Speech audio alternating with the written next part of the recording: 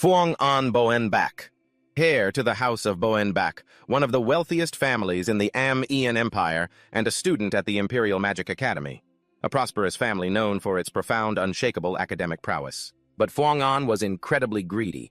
No one could match his avarice and obsession with money. During the Am-Ian Imperial Academy's debate competition, the grand prize for the winner was a masterpiece elixir. Phuong An loudly declared, "I hereby proclaim that there is nothing more valuable in this world than money." And from that day on, people started calling him the Money Hound. This money-crazed maniac, Phuong An, was enjoying himself as usual, receiving a report from the merchant guild his family runs. The moment he held the paper, he asked, "So how much did we make this month?"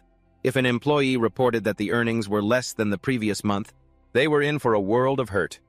Phuong An would wrap the heads of those who failed to meet his expectations. It was a perfectly normal day for him, as they say.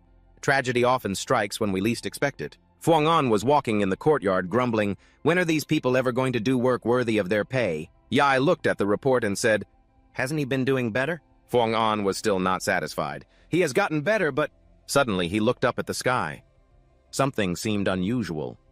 On a clear day, without a single drop of rain, Phuong An was struck by lightning. As his consciousness faded from the shock, a strange soul took the opportunity to possess his body. The moment it saw him, it exclaimed, "Whoa, what's this?" Phuong An, surprised, asked, "Who are you?" It laughed and said, "So this is who I'm about to possess, huh?" He was a bit confused. "Possess, what are you talking about?" While that soul rambled on about things he couldn't understand, Phuong An's instincts realized it was trying to steal his body. He used what little mana he had left to attack the intruder. Phuong An clenched his fist and punched it. The being cried out, That hurts, help me!" Although the soul was easily defeated, Phuong An had absorbed a part of it in that moment. Unfamiliar memories flooded his mind. Phuong An felt like lightning was coursing through his brain. He shot up abruptly. Yi anxiously asked, "Young master, are you all right?" And Phuong An saw strange text appear before his eyes. It was a prophecy of the world's end. "The end is near. 72 demons will rise again and bring ruin to the world. The descendant of the founding emperor, Am-Ian will, Phuong An Boen Bak, heir to the ducal house of Boen Bak, will be exiled from his family for collaborating with. He will lose all his money and become homeless." Seeing him sitting there, stunned, Yi called out loudly, "Young master! Young master!" The prophecy pointed to a future worse than death for Phuong An Boen Bak, heir to the ducal house of Boen Bak. Will be exiled from the family for collaborating with... He was terrified. "What, me exiled and lose all my money? What the hell is this?" After that day, he tried every way he could to find out about that strange soul. Why did it try to possess him? And why did he receive those memories? In the end, he found nothing. But one thing was certain, the prophecy was real. It was 100% accurate, at least for now. Because of this, he could use the prophecy to make a profit. However, he wasn't happy. After all, if it was real, his downfall was also drawing nearer. So he had to be absolutely sure that these words were true. Phuong An returned home after his classes. Yi asked him, "How was school, sir?" He gave a curt reply, "Same as always." Yi hung his master's coat on the rack and offered, "Would you like some coffee?" Phuong An reached for the newspaper on the table and replied, "Yes." Yi saw him staring at the paper, searching for news. "Where's the news about the academy?" Yi thought for a moment, then asked, "Young master, have you been feeling unwell lately?" Phuong An denied it. "No, why?" Yi continued, "I feel like you've been more worried than usual."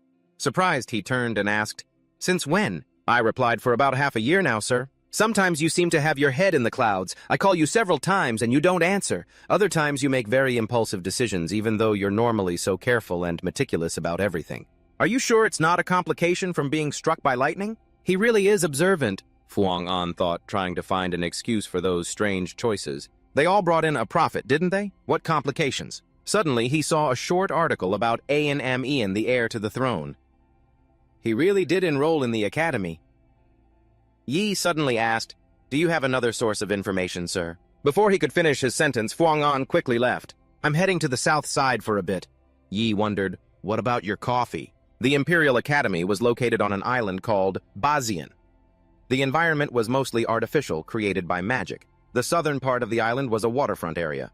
He rode a horse to this area to scout it out. He thought to himself, "This way I can confirm the accuracy of the prophecy." Among the prophecies, 3 things were seared into his brain. First, the future where Phuong An, the Boenbak, is exiled from the family. Second, the future where Phuong An Boenbak doesn't have a single penny to his name. And third, the future where Phuong An Boenbak. These things made Phuong An extremely panicked. He spurred his horse on, muttering, "No, no." He rethought it once more. First, the future that awaited Phuong An Boenbak. Second, the 72 demons that Konomo had summoned would rise again. Third, the future where Ain Amian saves the world from the demons. Ain Amian, a name known to everyone in the Empire, a descendant of the founding emperor Kalanoser Amian. The Amian family had built the Amian Empire with 5 neighboring kingdoms, but after 1,000 years, that family had lost its power. The prophecy only said that Ain Amian was the main character. After passing the entrance exam, Ain headed for the southern wetlands instead of returning home. The reason he enrolled was to find the map that the founding emperor had left behind. Since the details surrounding such matters came from the novel I read after enrolling, if he acts exactly according to the prophecy, it's the best way to verify it. He's not just the focal point of the prophecies, but he's also directly connected to my own dark future. There seems to be a detail about someone giving Phuong An expulsion documents. Phuong An stopped his horse and observed his surroundings. He was worried about something even worse. I don't know why Ain Amian hates me. I couldn't read the entire prophecy. He never had a favorable impression of Phuong An Boenbak because parts of the prophecy were blurred out. So I could only get a general idea of the events. You can't see the details. According to the document on relationships, I joined forces with the demons. That makes no sense at all. Joining forces with demons. Phuong An searched thoroughly. He must be around here somewhere. Ain is looking for a hidden dungeon in the wetlands because the founding emperor left behind a sword containing the ego of the empire's first royal knight. Dan Fan Passen is here. He calculated if the prophecy is accurate, then he will be the perfect candidate to save the world. A true hero. Suddenly, Phuong An smirked. If it weren't for that important role, I would have killed him already. How dare that bastard take all my money? Suddenly, he detected a strange smell. This smell is blood. A thought flashed through Phuong An's mind. I remember that he was injured by a Krodak while searching for the dungeon. It makes sense. Even though he's destined to become a hero, he's still a novice right now. An apex predator like that is a bit too much for him. Phuong An followed the trail of blood to a small cave. He wondered, is this the entrance to the dungeon? Phuong An moved closer. The events were still following the prophecy. He was about to go inside to check, thinking to himself, let's see if Ain is still... But suddenly he froze. Ain walked out from the other side, his stomach covered in a large bloodstain. Phuong An was inwardly surprised. Why is he out here? Did I get here too early? Let's just act like this is a coincidence. He put on a serious face and warned him, Ain Amian, new students are not allowed here. Ain asked, puzzled, You don't know who I am? Phuong An retorted, Is there anyone in this empire who doesn't know you? He then asked politely, My apologies, but you are... The man replied, Phuong An. Ain was startled and blurted out, Phuong An Boenbak. Phuong An put on a cold expression and snapped, A bit too casual, don't you think I'm a year above you? He quickly corrected himself. Right. My apologies, Senior Boenbak. He feigned ignorance and asked, Were you injured by a lizard man? Ain answered honestly, It was a Krodak. Phuong An acted surprised. A Krodak?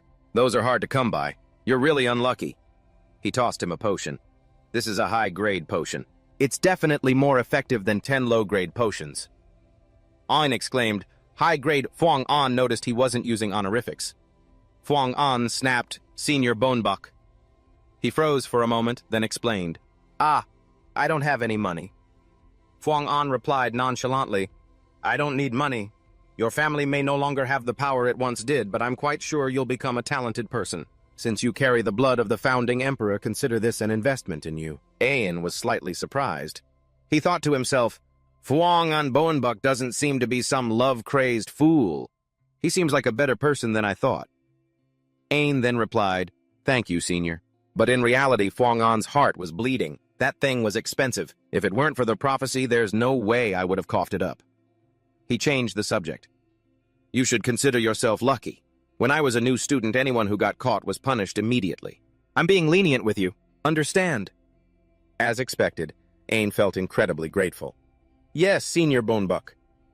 Phuong An said, All right, see you later. He bowed his head. Thank you. I will repay you. Fong An pretended to leave, but then he hid nearby to observe him still regretting the precious potion. Ain drank the potion I gave him and went inside. After waiting a moment, I followed him in as well. Fong An looked around and muttered, I was still skeptical, but there really is a dungeon here. I don't see anything.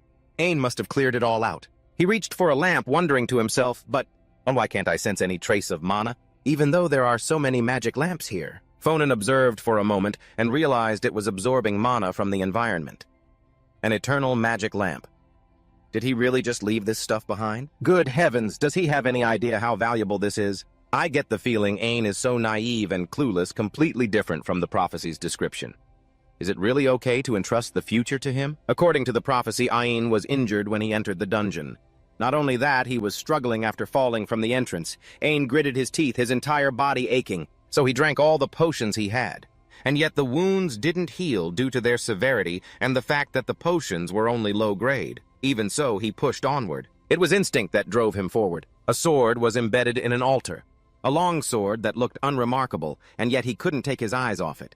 Its call echoed in his mind, speaking to his very soul as Ain took hold of the sword. A brilliant light enveloped the dark room. When Ain opened his eyes, he was no longer in the dungeon, but in an alley at the Fonan Academy. He suddenly noticed a faint mark on the stone pedestal, but there was indeed a trace of magic left. This must have been where the sword was. Ain's disappearance proves the prophecy is accurate, which also means Fonan remembered the prophecy concerning his own fate. Here are the expulsion documents. Everything that the head of the Bellenbuck family has granted you along with everything you have acquired, under the Bonebuck name, will no longer be in your possession. Not one thing. The family head said, don't ever appear before me again, and no, don't appear before anyone at all. This is the greatest mercy I can offer you. And that was the undeniable truth. Fonan clutched his head, groaning, I'm going to be left with nothing. He gritted his teeth and growled, what the hell kind of future is this? 2. Ain Amian, the protagonist acknowledged by the Book of Prophecy, the hero chosen by destiny to protect the world from evil, and the man who's going to ruin me. Fonan sat at his desk, calculating. Still, Ain is a rising stock. I should probably jump in and invest in him. I should be wagging my tail for him like a dog. But the Ain described in the prophecy is completely different from the current one. He's the type of person who values honor more than wealth. If I'm not careful, this could backfire. Fonan suddenly imagined Ain's fury. He would surely order a shameless scoundrel trying to bribe me with money. Eliminate him immediately. I have no idea how to approach him. This is so difficult, Fonan sighed. Hearing this, Tu immediately asked, is something difficult, sir? Fonan said, to imagine there's a merchant guild that is guaranteed to do well if it's invested in. What would you do? He placed his coffee cup on the table and replied, I would invest right away without hesitation. Fonan wondered, but what if the guild's principles don't align with yours? Tu replied with a serious look, why would that be a problem? Don't you always say, young master, that without money you can't afford to have principles anyway? Fonan realized Tu was right. He had been so preoccupied with demons and the fate of the world, but the core principle remained the same. Invest, manage the risk, and reap the huge reward. A difference in personality means nothing in the face of enormous profits. Still, I need more concrete information on Ain. He stood up abruptly, grabbed his cloak, and walked out. I'm going to meet him now. Tu hurriedly asked, meet who, sir? But you're expecting a visitor. He sighed, a look of utter helplessness on his face. It was the same yesterday. Where on earth does he run off to? At the academy, dorms are assigned based on entrance exam rankings. Ranks 1 to 10 are placed in the top-tier Radivius S building. Ranks 11 to 30 are in the Bele's building, and the rest from 31 down are the dregs of society. Ayan was assigned to the Debester building.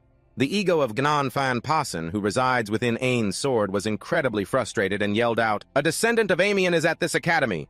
An Amian in the Debester building instead of Bele's or Radivius. Unbelievable.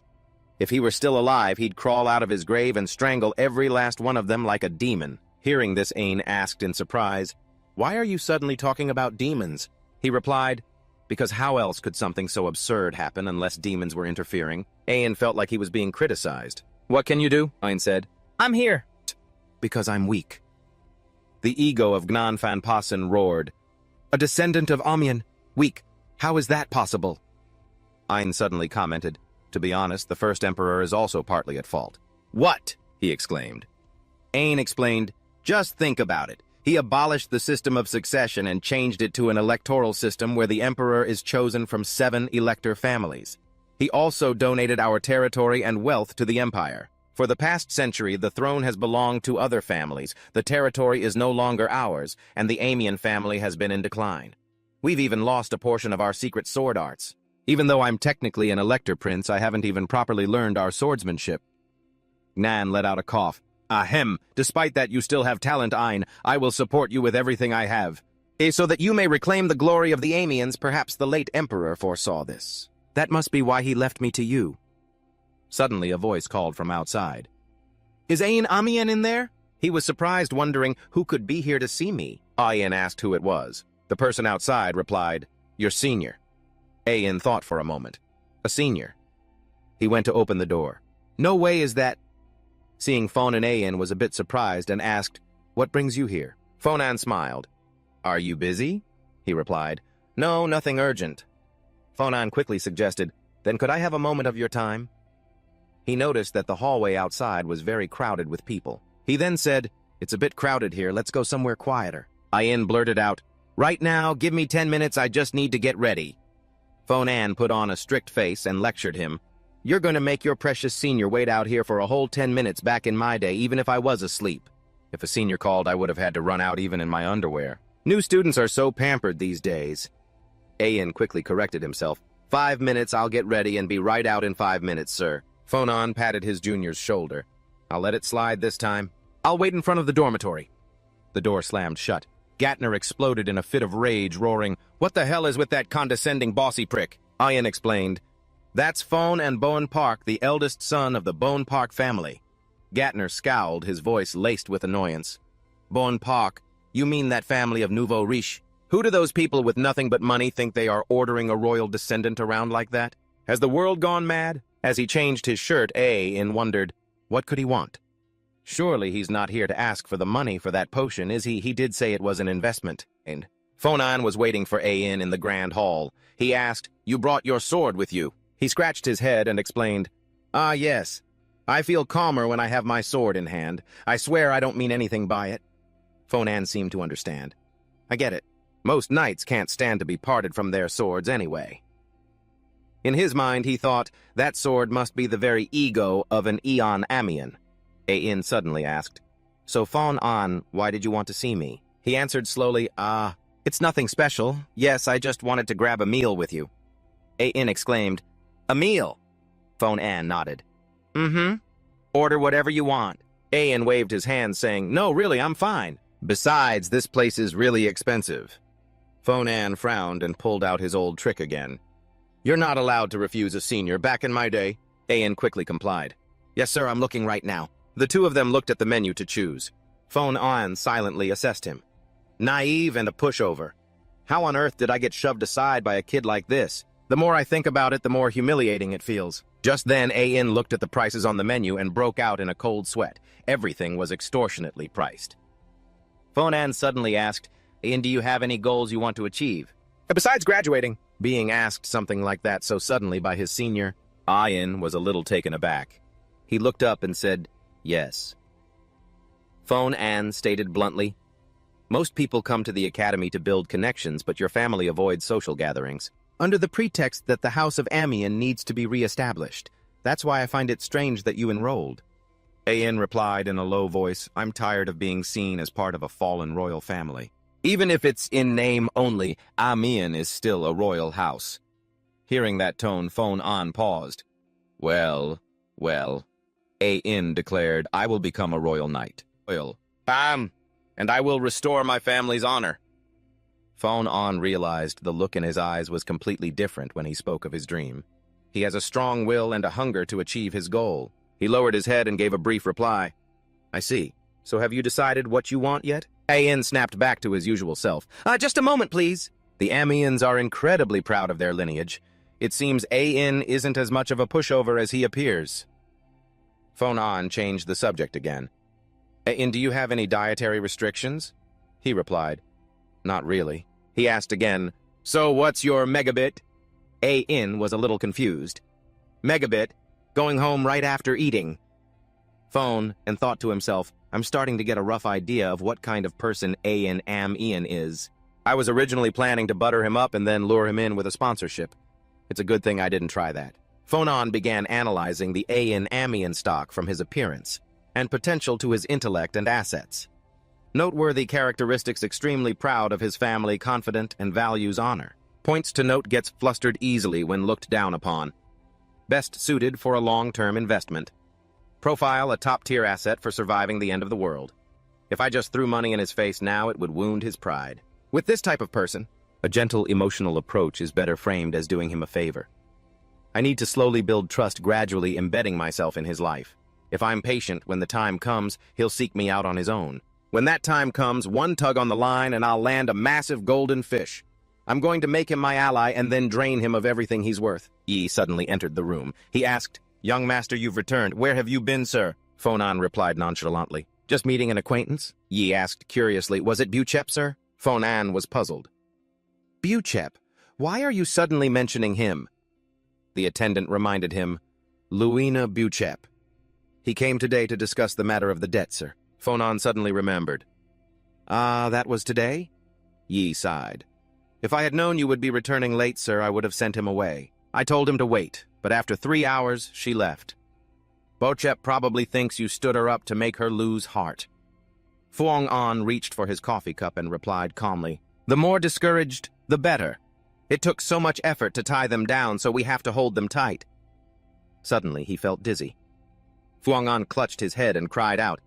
Tu asked worriedly, "Young master, are you all right?" He replied, "I'm fine, just a sudden headache." Strange lines of text suddenly appeared in Fuang An's mind. He was utterly astonished. This is a prophecy, and it's the part I couldn't read before. How did it suddenly appear now? Her brown hair like a drifting cloud. Her aquamarine eyes are only enough to describe a fraction of that girl. Her sword strokes are exquisite, beautiful, and noble, and more vibrant than anyone else's. Ian was captivated by that dance. Under the moonlight, she is surely talented enough to become a royal knight, but there is a shadow in her heart. If those chains are broken, she will be able to spread her wings and fly free. Those chains... I want to free her from the house of Bonebook.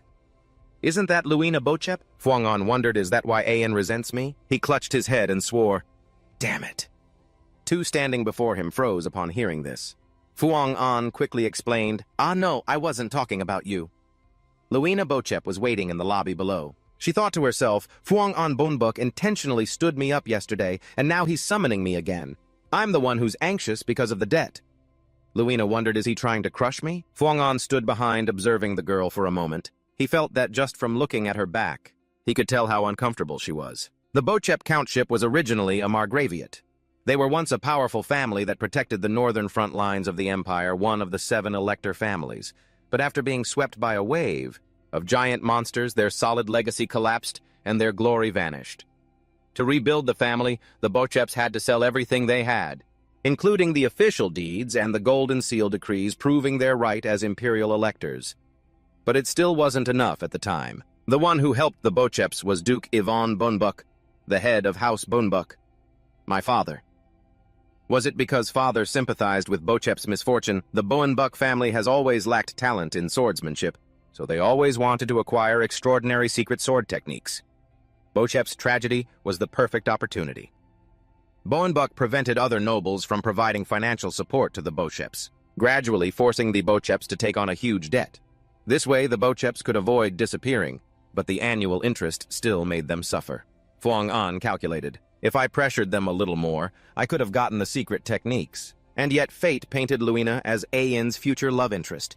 The analysis of Luina Buchep showed that from her appearance, potential, and assets to her intellect, the noteworthy point is a debtor with the talent to become a royal knight. Ian's future lover has a connection to Ian.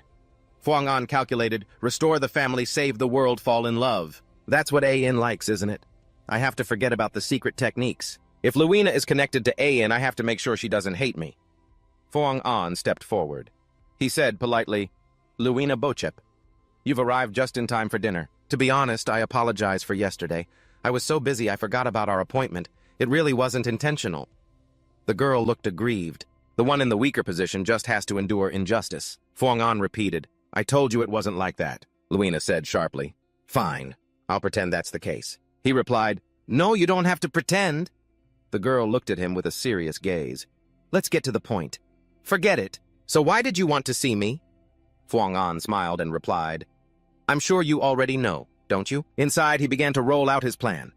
Time to make a good impression. Fuang An's plan to win over. Luina Bochep. Phase 1. However, as soon as he said, starting from the second year, the magic and night departments will have a joint class, Luina immediately replied, No, Fuang An exclaimed. I haven't even said anything yet. How did you know? The girl gently swirled her teacup and said slowly, You want me to be your partner, don't you? Why should I do that? What do I gain from partnering with you? I'm ranked second and you're 10th. I have many better options. Seeing that she was being firm, he made an offer. If you agree to be my partner for 3 years, I will waive your interest payments. However, on the condition that you accept me as your sponsor, Luina asked in surprise. Why would you want that? Fuang An explained. Because the joint class is very important. It's worth 5 credits. The girl shook her head. No, that's not what I mean. Why do you not only want to partner with me, but also sponsor me? In case you didn't know, I have a scholarship, Fuang An replied gently. But because you have to send almost all of your money back to your family, everyone knows that outside of the dormitory you have to live more frugally than even a commoner. Sponsorship is nothing special. I just want to invest in your talent. Luina was a little surprised. This is the first time I've heard of a noble sponsoring another noble. He felt that Luina Bochep, like A.In., was a person who valued honor and integrity. He smiled and replied softly, Yes. Boenbuk and Bochep are both noble families, but it's not like we're on equal footing, is it? In my heart.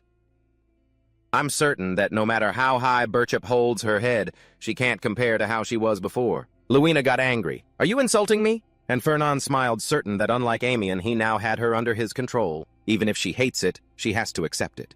Even if she holds a personal grudge against the Bolinas family. He said to Luina, this is no time to let your pride get in the way. He wasn't lying. Fernand's plan to win over Luina Bochep entered its second phase. He switched to a new topic. Actually, I recently saw you performing a sword dance. Based on the prophecies, brown hair like floating clouds, aquamarine eyes, that's barely enough to describe a fraction of that woman. Her swordsmanship is exquisite, beautiful, and noble. More beautiful, noble, and vibrant than any epic tale could depict. Your swordsmanship is exquisite and alive. Luina was utterly stunned, looking at the young man's eyes. Fernand declared, You wouldn't refuse someone who recognizes your talent. Luina was stunned for a moment, then stammered out, Huh, are you talking? Fernand shot up to his feet, cutting her off. I can never forget the first time I saw your sword dance, a hymn to the swordsmanship of Luina Bochep. By author Fernand Belinis began, Oh, her swordsmanship, how utterly graceful! Elegant, noble, and true, as swift as a ray of light, yet as gentle as a butterfly's wings. Every one of her movements torments my mind nightly. How could I possibly fall asleep? These cringy words made Luina cry out, That's awful, stop it, I'm begging you. Stop, Fernand shouted. No, I cannot! Luina's face turned pale. Why not? This pervert. He lunged in front of her, repeating his ode. It's because I cannot find any words that can describe the beauty of your swordsmanship. Helpless, Luina shouted, All right, I'll be your partner. And with that, the plan to win her over. Fernand's plan for Luina Bochep was a complete success. After returning to the dormitory, Luina told her nurse Serena about it. The woman exclaimed, 3 years of waived interest and sponsorship, with an additional clause that the sponsorship will be kept confidential and will end upon graduation. In return, you have to be his partner for 3 years. The young lady smiled and said, That's right. How could I possibly refuse? He said he saw potential in my sword dance. Serena asked in surprise. Saw what exactly? She excitedly recounted the potential. He said it was graceful, elegant, noble, and true, and also that he couldn't find the words. To describe the beauty of my swordsmanship. Hearing these words, veins popped on Nurse Serena's forehead. She flew into a rage, saying, My lady, that money grubber is definitely planning something. But I have to admit he has an eye for talent. Luina reminded her nurse, Watch what you say. He is still the heir of Belinis. Serena seethed. That's exactly it. That Belinis boy is now resorting to flirtatious tricks. I'm sure he plans to seduce you, my lady, with those sharp, deep eyes. And don't forget that depraved smile of his. Luina thought to herself, Nurse, that expression. Don't tell me he's your type, is he? She laughed and said, But I don't get the feeling he's trying to seduce me. although I admit it is truly suspicious. Having 3 years of interest waived will be a huge relief for the family. I'll try to endure it. Serena still felt resentful. But my lady, you're ranked 2nd in the class, while Fernan is ranked 10th. Suddenly there was a knock on the door. Serena walked over and opened it to find a tall man standing outside. She asked, "Can I help you?" The man announced, "Lord Fernan Bellinis wishes to see Lady Luina. He says he is waiting at the training grounds and requests that the lady come as soon as possible."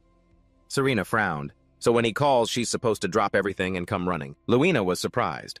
"The training grounds? I will ask my lady," Serena said. Luina worried internally. Why would he want me to come to the training grounds?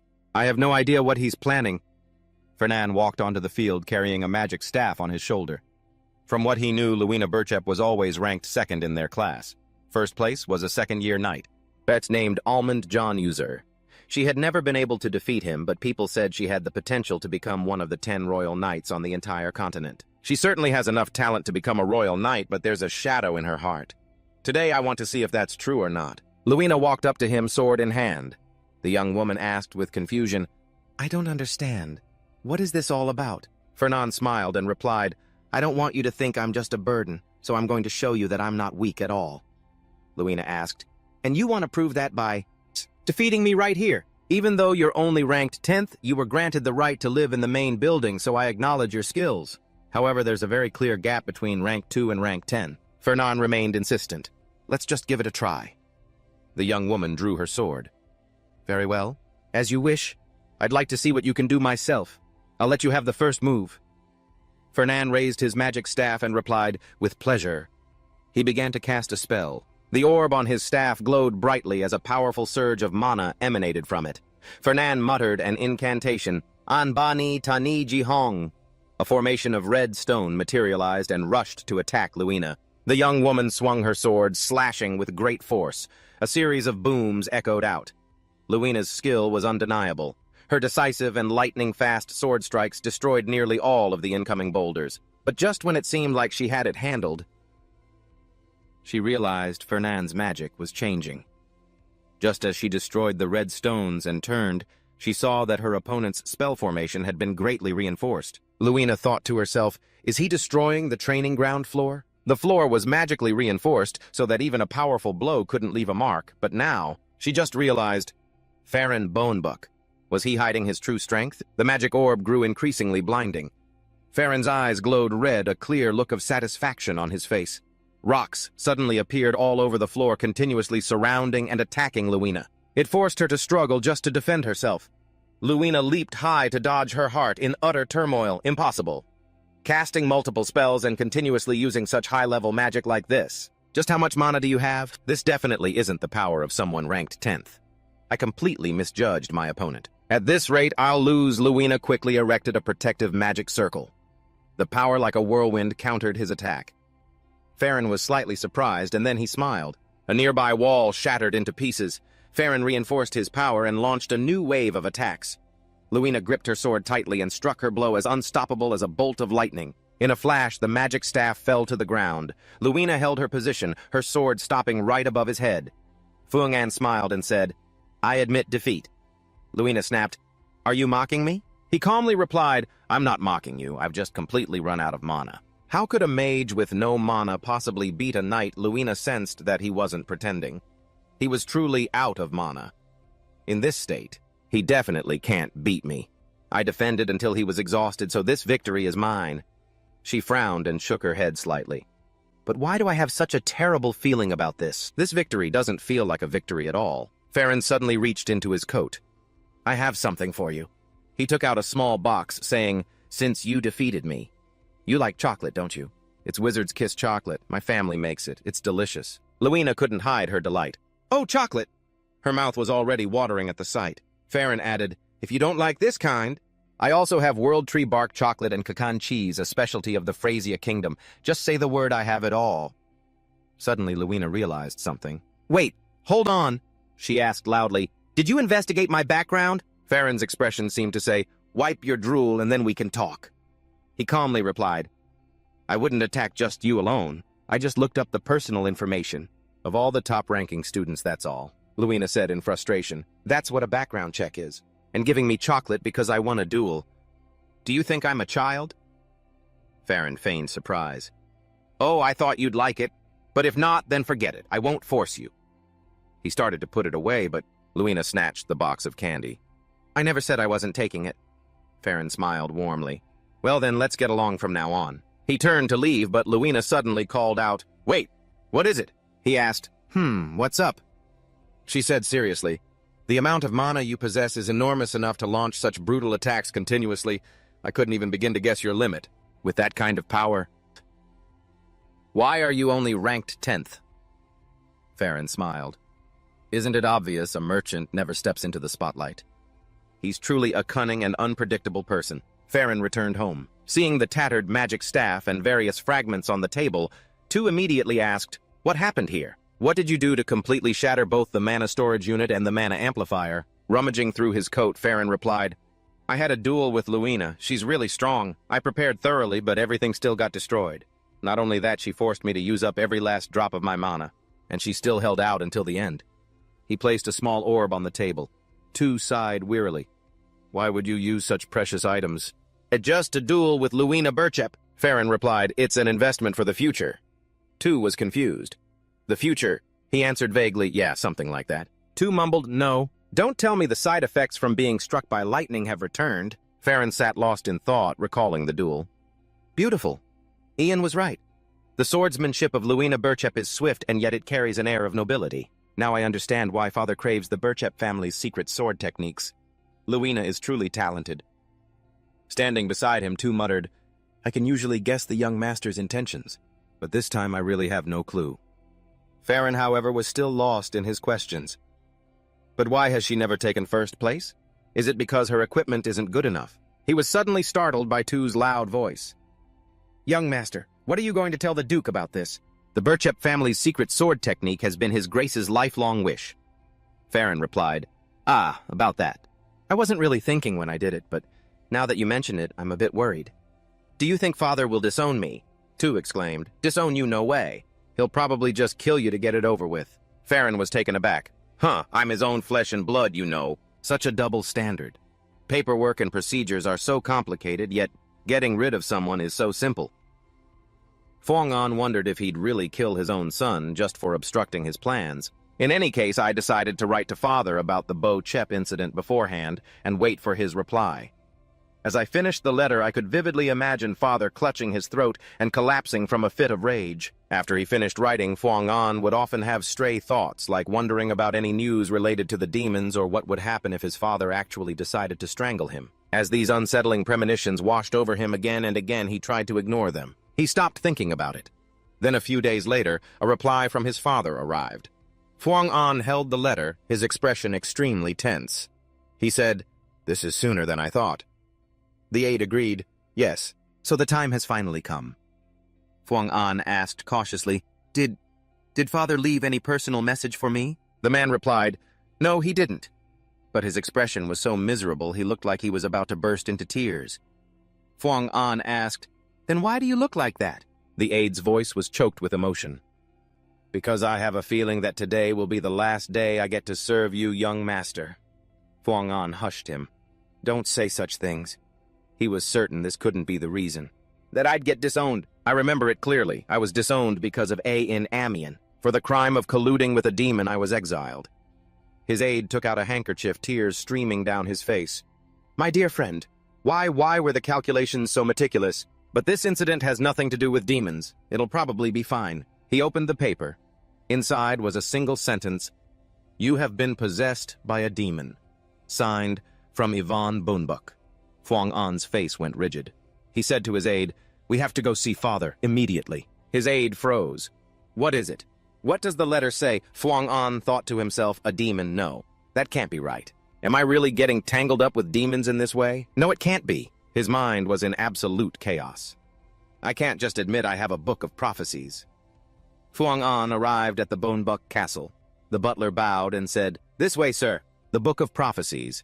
It doesn't exist in a physical form, and there's no way to prove a book of prophecies exists only in my mind. Father will think, Father, that a merchant is having absurd delusions, or he'll fly into a rage thinking I'm trying to ruin the family's reputation. I have to offer something else.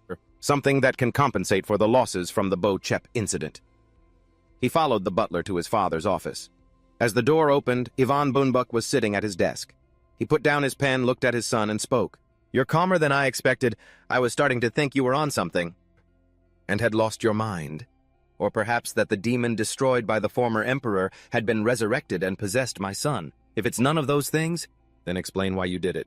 Fuang An calmly replied, "I've decided to invest in the Bo-Chep affair in a more beneficial way." Ivan asked, "What investment could be better than the top-secret swordsmanship manual?" He replied, "That I cannot say." His father's voice was stern. "Fuang An, this is not a request. Right now you are a criminal, a fool squandering the family's assets."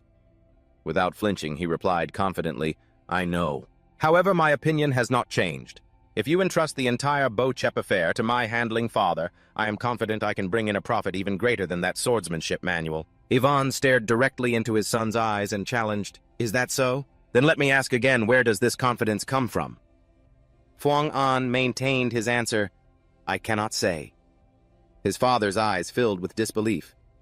"Ridiculous! I never taught you to be so impulsive. Do you not understand that this isn't a matter that can be resolved with a childish tantrum?" Fuang An saw how resolute his father was. He thought to himself, "Just as I predicted. I have no choice but to use what's mentioned in the prophecy as a bargaining chip. I didn't want to have to play this card so soon. But now I have no choice." Fuang An replied calmly, "I am not throwing a tantrum. In exchange for my taking full responsibility for the Bo-Chep incident, I will provide you with information, father. Information that only I know." Ivan tapped his fingers on the desk and asked in a softer tone, "Information only you know?" He explained, "Father, you know that I run my own private intelligence network." He replied with a hint of sarcasm, "I doubt it's much better than a bunch of children playing house. But fine, continue. What is this grand piece of information Fuang An revealed to the west of the Arut mountain range? And in the territory of Viscount John Otso, there is an undiscovered magic stone mine." Ivan exclaimed, "A magic stone mine? I've never heard of any mine in that region. How did you find this out? Your amateur intelligence network is no different from children digging in the dirt." "But it is children who are always digging in the dirt. And sometimes they accidentally dig up a buried coin. That place in the Arut range is more than enough to cover the damages from the Bo-Chep affair with a large amount left over." These words made Ivan's expression change. Fuang An asserted, "It's a mountain of money. Magic stone is an ore containing mana, considered one of the most precious minerals. Because of that, it generates money. A lot of money. However, the magic stone mine in the Arut range was only mentioned in passing in the prophecy. There weren't any specific details. I've never seen it with my own eyes, so I have absolutely no idea what its scale is. But at least it's enough to buy me some time." Fuang An presented his plan. A shipment operated by House Otso was just sunk in a storm. Their financial situation is not very good right now. If we cleverly use this opportunity, we can seize the mining rights. He calculated to himself, as for the prophecy being discovered, it would be best so to delay revealing it for as long as possible. Ivan said, "If what you say is true, it would be enough to cover the damages you've caused. However, it still needs to be verified. That will take time. So for now, go back and focus on your studies properly. When we have the results, I will call you back." Fuang An replied firmly, "Understood." He immediately turned and left. I was a little worried. Had I managed to quell the old man's anger? Why do I feel like 15 years of my life just vanished? Suddenly, Ivan called out to Fonan. Startled, he turned back and answered, "Yes, father." Internally, his thoughts were in chaos. What, did I do something wrong again? Yes. But his father just said, "Since you're here, let's have a meal together." I can't just send you away. Fonan sighed in relief. Ah, that's right. The thick, sturdy door was quickly shut after Fonan left. Ivan immediately began his reprimand. "I'm a little disappointed in you. Even the Black Tortoise couldn't find what you managed to." Note: the Black Tortoise is an intelligence unit under Duke Bombbox. Orlando replied in a serious tone, "My sincerest apologies. I will have them reinvestigate everything." Ivan reminded him, "Don't be too harsh. Take it slow." He then suddenly asked his partner about something more important. "What do you think of Fonan?" Orlando laughed and said, "Are you planning to do business with the young master? You've become a merchant yourself now, Your Grace. I still have some questions. I'm suspicious about how he found that magic stone mine. That should become clear once the specialists who investigate mineral veins are involved." Orlando asked, "The Golden Pillar, you mean?" Note: the Golden Pillar is an intelligence unit directly under Fonan. Analysis: Fonan understands the value of minerals for profit very well. That's why, even with his talent for fire magic, he chose to become an earth mage. Of course, this information still needs to be verified. Orlando speculated, but it's very likely the young master truly does possess the Golden Pillar, and has developed that organization to the point where they can even locate mineral veins. Yvonne gave a satisfied smile. That kid has been obsessed with minerals since he was little. I never expected he'd accomplish something like this. He looked at the paper in his hand. A magic stone mine, huh? Whose son is this clever? Yvonne's expression suddenly turned serious. He instructed, one more thing. Investigate that girl Luina Bekshiop thoroughly. I want to know exactly what she did. To seduce that boy. Orlando asked, You mean the young master has fallen for Luina Bekshiop? Yvonne cut him off. I'm done speaking. You may leave. You may. No profit, no investment. But if there is profit, you must put down the money. He was silent for a moment, then added, But if you invest for no clear reason, it means your eyes have been caught by something else. If it's not the love of youth, what else could it be? But I have a feeling that's not the whole story. That boy loves money more than his own life. What on earth did he choose in the end? In the grand hall, Luina was eating a large cup of ice cream. Fonan asked, Did the great Aaliyah pair up with Carlos Janep? She replied, Yeah. Carlos chose Aaliyah right after I said I'd be your partner for class. He asked curiously, The great Aaliyah is the 4th ranked in the night department, right? Luina nodded. Yeah, she used to be 5th, but she improved dramatically. Fonan asked again, You told Carlos you were pairing with me? She answered nonchalantly, The rumor's already out. There's no point in hiding it. Sooner or later, everyone will know. Everyone's saying I partnered with you for your money. Anyone could have guessed that. I'll just have to learn to deal with it. It's not entirely wrong anyway. He smiled. Yeah, I really do like money.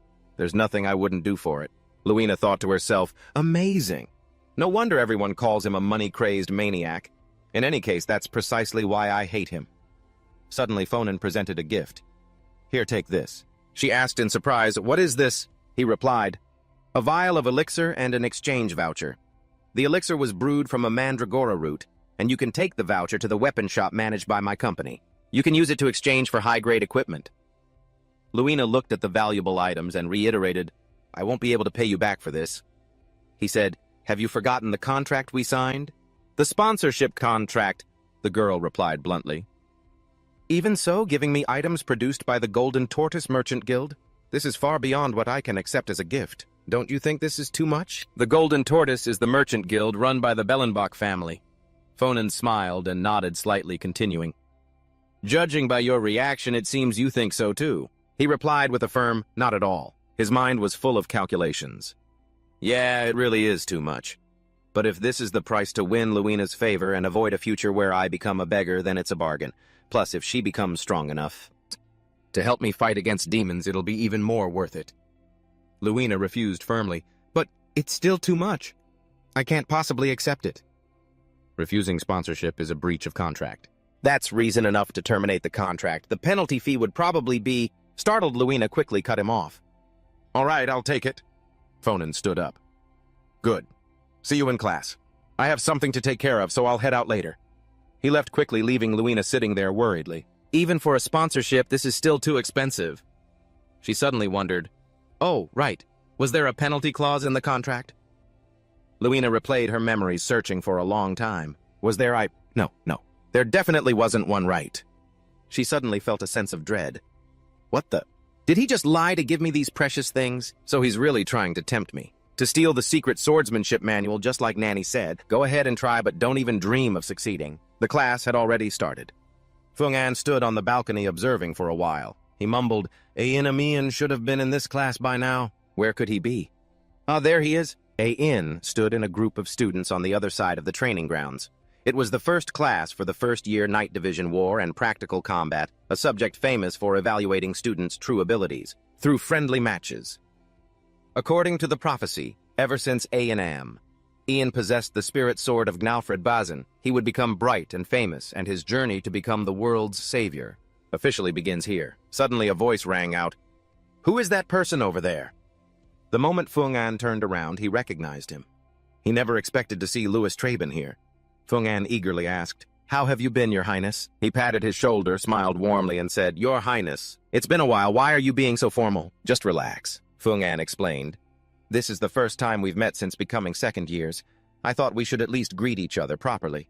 Curiously, he asked, "What's going on? Have you got your eye on any new students?" He slowly replied, "I always keep a close watch on the ones in the rankings. What about you?" Fung An probed, "Are you here because of Ian?" Louis didn't hide it at all. Of course. He's from the old royal family after all. For the past 100 years, no one from the house of Ian has set foot in the academy.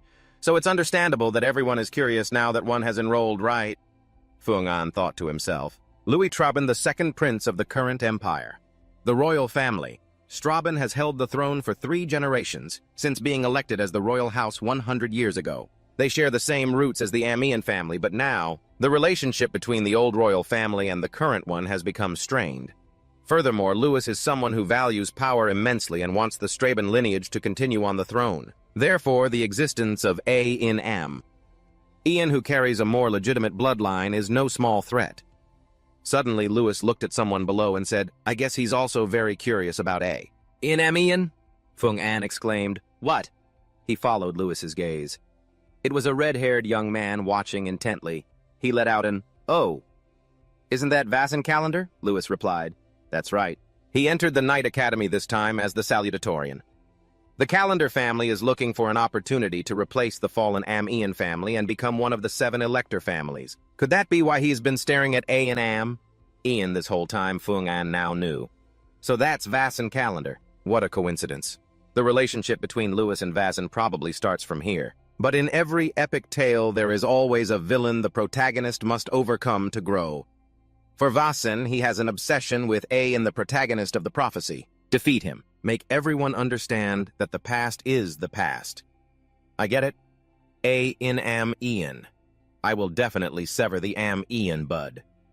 Vasen Calendar is the next opponent. Just then, Professor Gr shouted, "After Anton Gen ERN, next up is Ian." Fung An marveled. Louis Strabon and his lackeys, and also Vasen Calendar. We're witnessing the hero's journey. Truly beginning. Is this also destiny? How interesting. Now then, let's see. Professor Gr gave the signal. All right, begin. In Fung An's mind, the image from the prophecy appeared. The winner. Ian. A deafening cheer erupted. Ian won! Ian has defeated Anton Gen ERN.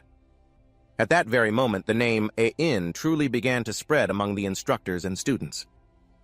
Both Louis and Vasen were completely surprised. Fung An felt incredibly excited. Could this prophecy prove that I was right to invest in Ian? Professor Gr gave the signal.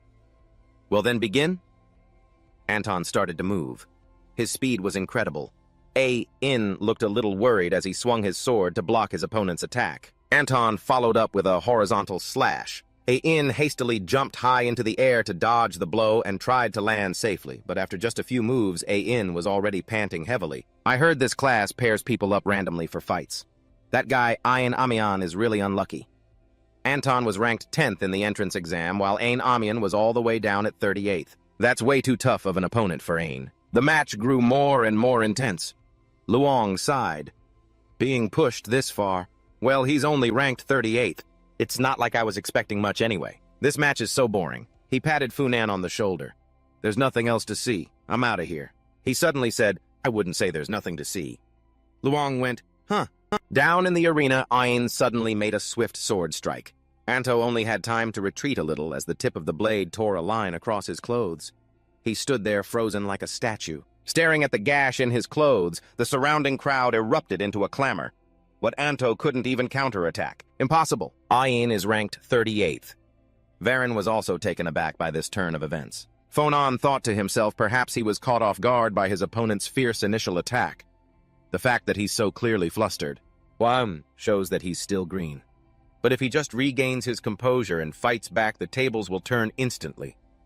Anto gripped the sword in his hand, absolutely furious. How could a piece of trash ranked 38th like you possibly make me lose? Anto channeled his energy and cast a spell. A blazing red tornado appeared. A fellow student said, Ian is doing better than I thought, but Anto will still win, right? I mean, he's holding his own. Lasting this long is enough to save face for the royal family. A girl scoffed disdainfully. Save face, he's ranked 38th for crying out loud.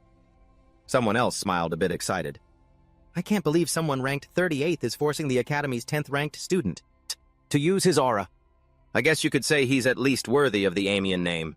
For someone without talent to try so hard is commendable, I suppose. Hearing these words, Phone-On thought to himself, no talent. Ein Amian, no talent, impossible. It's not that Ein lacks ability, it's that his environment has never given him the support he needed. Ayan was fiercely countering Anto's attacks. Despite being underestimated, he wasn't discouraged in the slightest. Phone-On felt that Ein Amian was someone special. He is the one chosen by the prophecy, the main character of this world. Ayan moved behind Anto, and in the blink of an eye, his opponent's sword was sent flying. Anto collapsed. Professor Gr shouted, "The winner is Ein Amian." Ayan raised his sword high, his face filled with pure joy, showing no sign of discomfort. Meanwhile, the other students were all ecstatic. Ein won. He defeated Anto Janejin, Phone, and thought to himself, just as predicted, the prophecy has come true. I didn't choose the wrong person. I can already hear the money rolling in.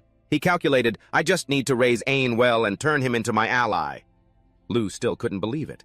Ain won, Phone-An whistled. Next time I'll try to recruit Luina. In the joint lecture hall, seeing Phone-On and Luina sitting next to each other, the students immediately began to whisper amongst themselves. Are they really a couple?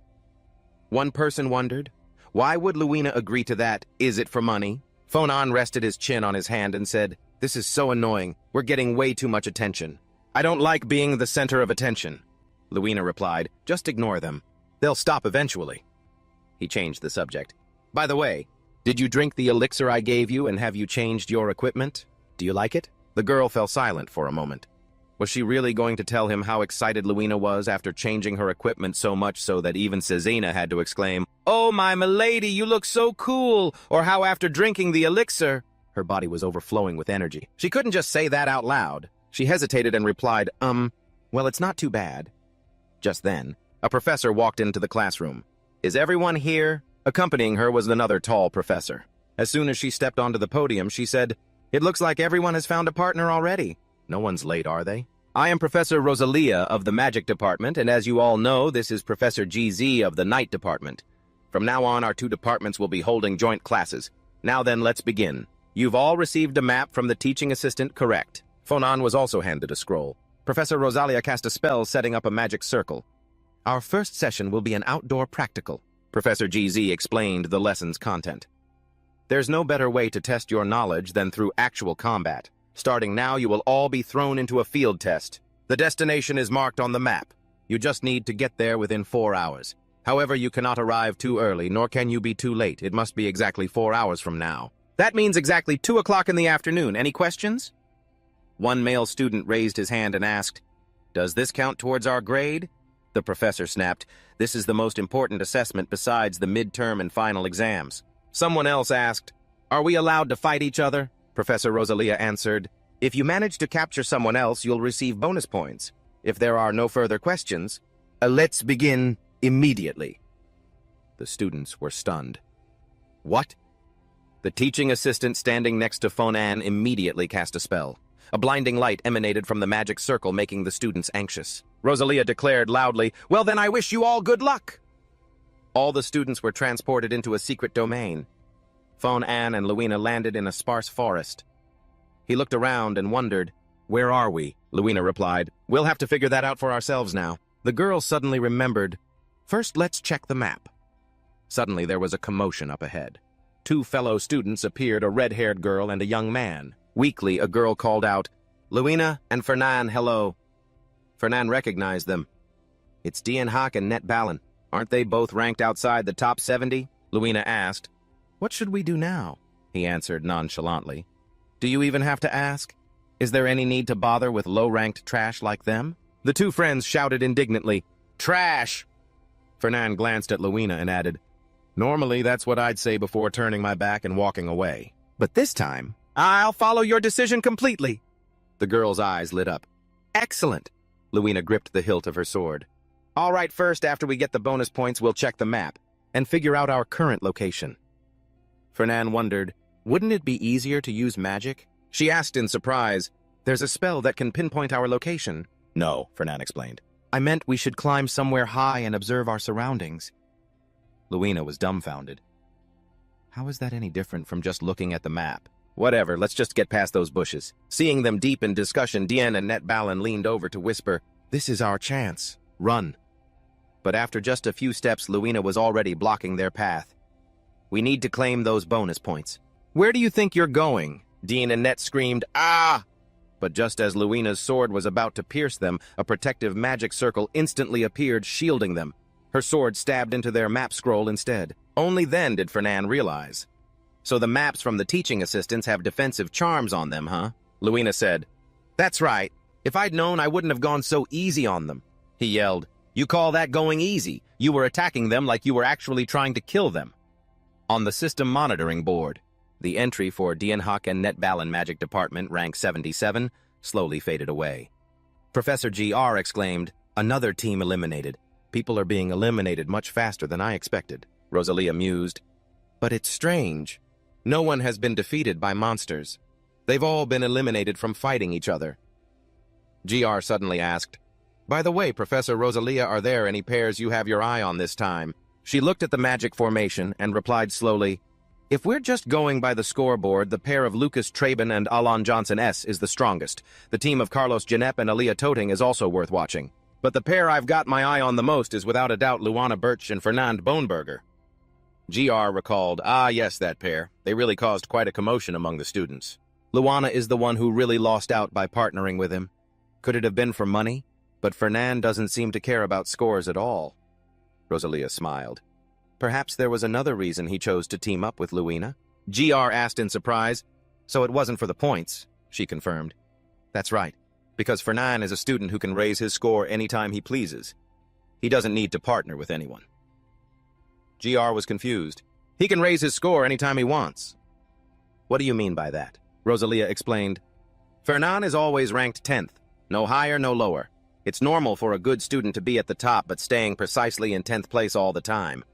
That's a bit strange, don't you think? The current rankings are first Carlos Genep, second Lucas Traben, third Daisy Ha, fourth Jin Barathe, fifth Neji Hoffman, sixth Ita Roman, and 10th Fernand Boone. Furthermore, Fernand's theoretical scores are almost perfect, but he always loses just enough points in his practical exams, no more, no less, to keep him in the Radiant S building. So people just assumed he was the type who doesn't like to stand out, GR surmised. Which means that Fernand character is deliberately hiding his true strength.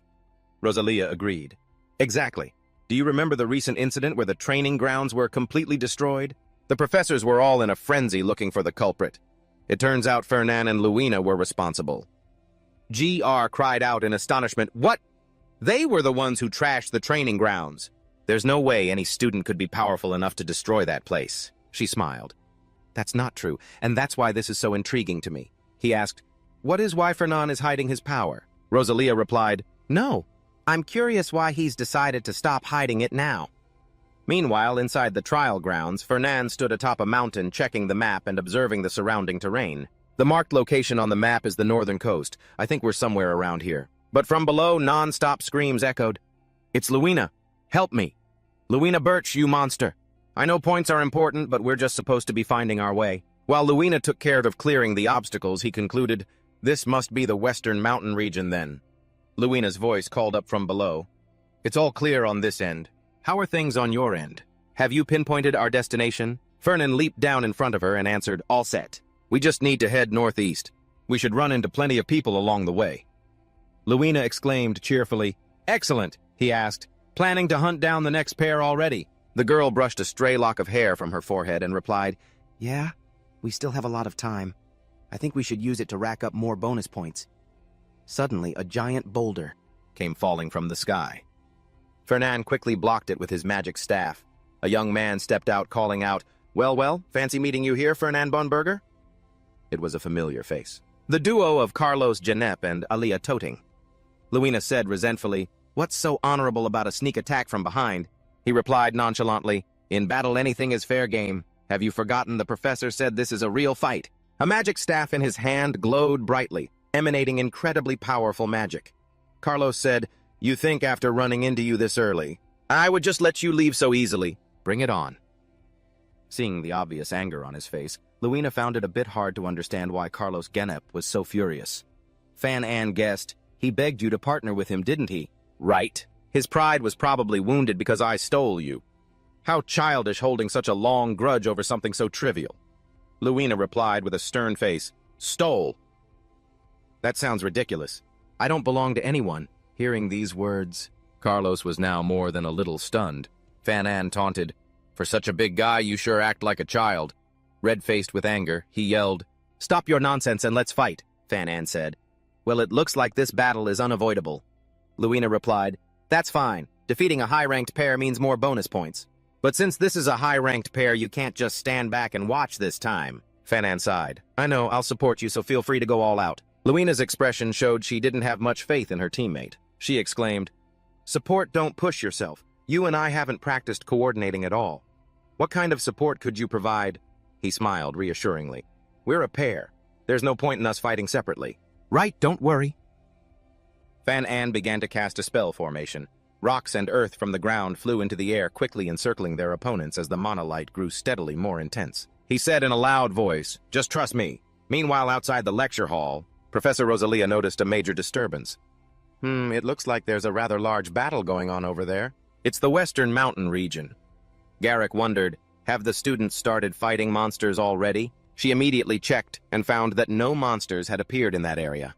Let's go take a closer look. The view of the Secret Realm's Western Mountain area was magnified. Garrick exclaimed, "It seems the two pairs Professor Rosalia just mentioned have clashed." She replied with excitement, "My goodness, two pairs of high-ranking students facing off like this. This is truly something to look forward to." Garrick smiled. "Wonderful. Fan and Bonebuck, this time I'll get to see your true strength with my own two eyes." Inside the Secret Realm, the fight between Fanon's team and Carlos's team had now become fierce. Both sides rushed into close combat with full fighting spirit. Luina suddenly felt something was very strange. She thought to herself, "What's going on? My body feels unnaturally light." A thought flashed through her mind. No way. Is this a support spell? When did he even cast it? Luina glanced over at Fanon. He was controlling his magic staff with one hand while casting a support formation with the other. She was truly shocked. In the middle of a battle, he still has the time to cast a support spell. Realizing Luina had noticed, Fanon gave her a wink as if to say, "Pretty cool, right?" "Right," she thought in a panic. "Is this guy crazy? This guy is unbelievable." Aaliyah unleashed a swift attack, her sword slashing toward Luina. Luina immediately leaped high into the air to dodge. She landed and instantly returned to her fighting stance. "I can't lose focus. I have to get rid of Aaliyah first." She brought her sword down in a powerful counterattack. With a clang, Aaliyah raised her own sword to block the blow, her entire body trembling from the impact. Luina's strength is incredible. Fanan suddenly shot a beam of light at Luina. She was instantly bound tight, completely unable to move a muscle. Her sword arm went rigid. Luina's thoughts were in turmoil. "My body won't move. What the hell is this?" But Aaliyah quickly noticed her opponent's predicament. She grinned. "I've almost got you." Luina gritted her teeth and shot back. "This is nothing!"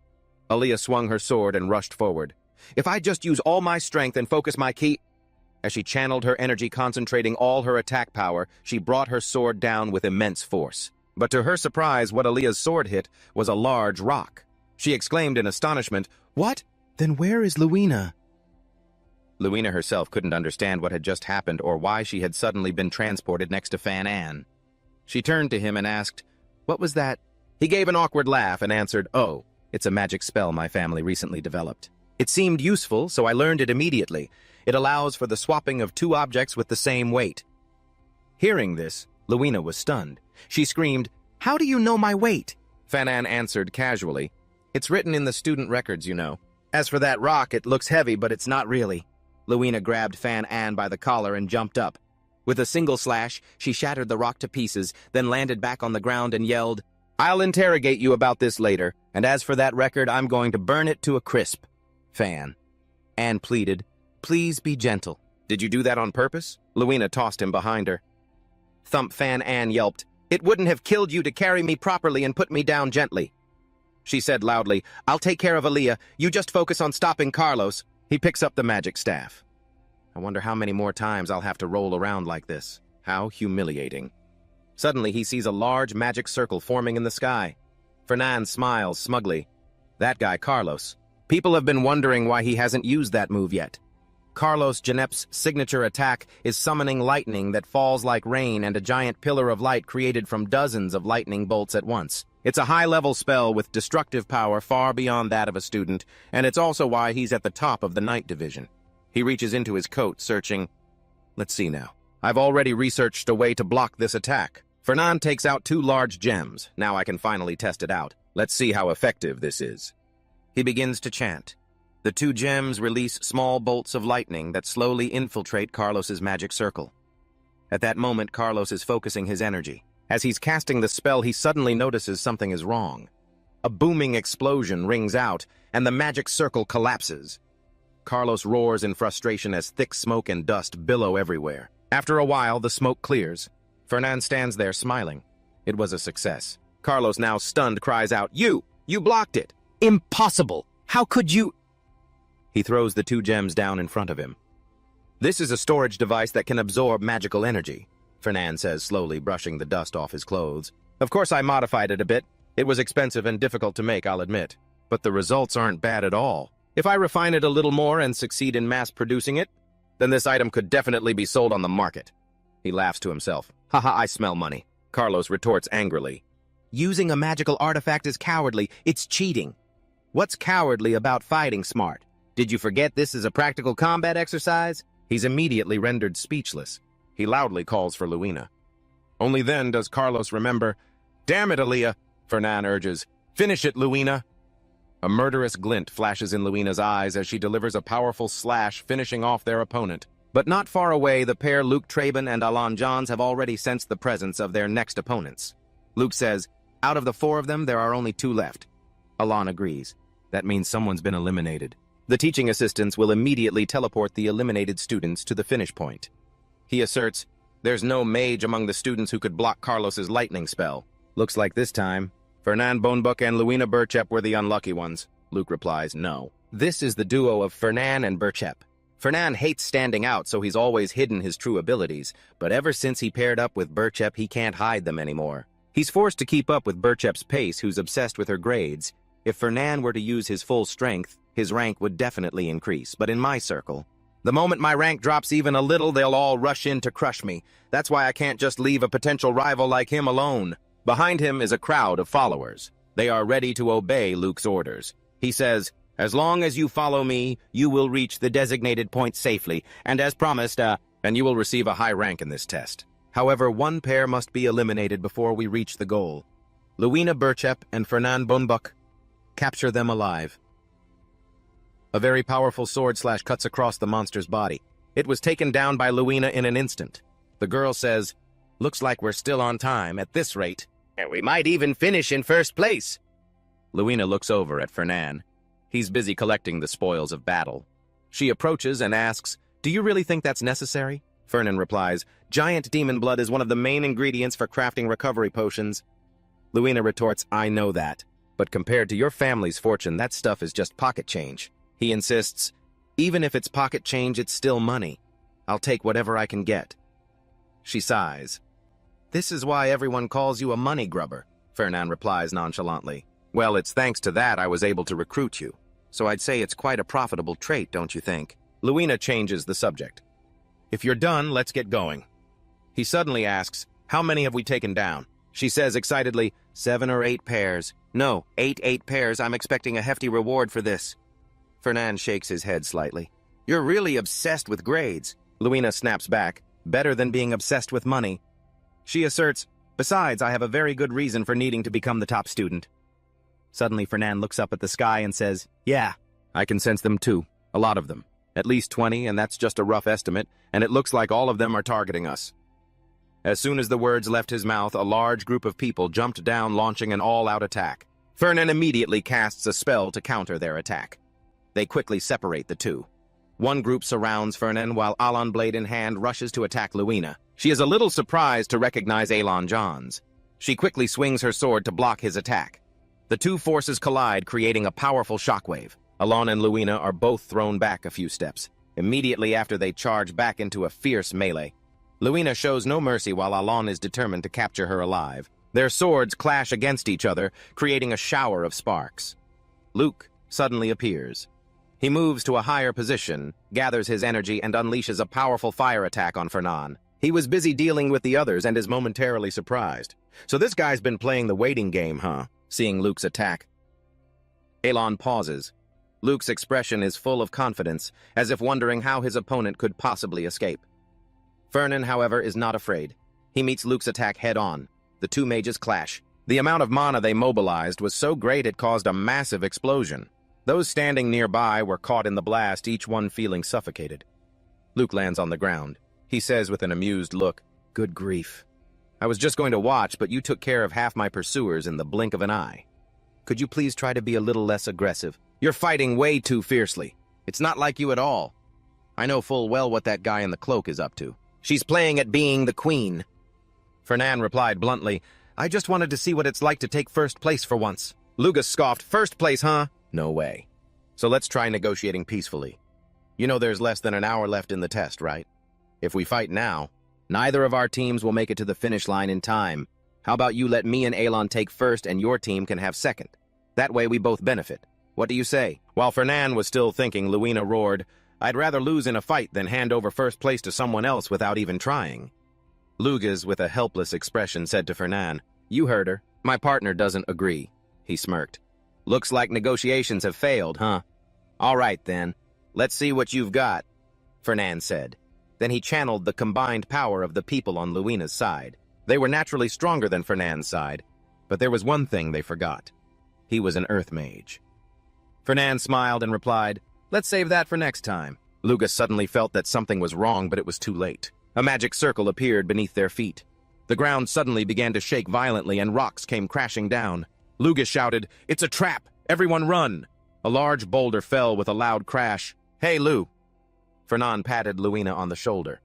"Hey, let's get running." The girl grumbled as they walked. "Honestly, if you had a trick like that, why didn't you use it sooner?" he complained.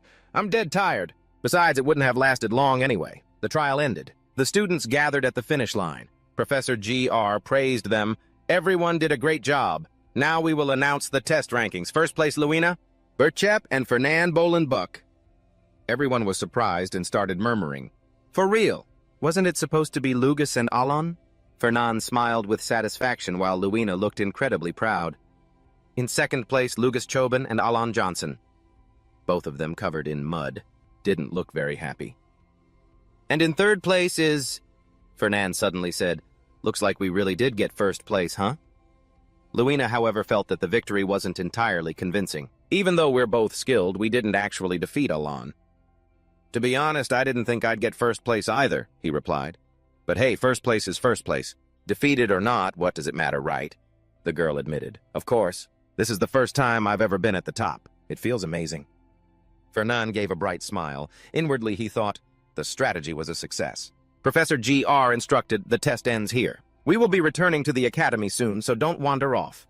Suddenly, Luina asked Fernan, "Hey, you know the new student Ian Amiri, right?" He answered, "Of course. Who doesn't know Amiri?" The girl recounted, "Actually, I ran into him the other day. Fernan was startled. "Huh. You met Ian Amiri," Luina recalled. "Yeah. I accidentally bumped into him while I was training at night. The situation was pretty interesting. It was just like that time you secretly watched me practice my swordsmanship." These words made Fernan freeze. He kept rubbing his face, which surprised Luina very much.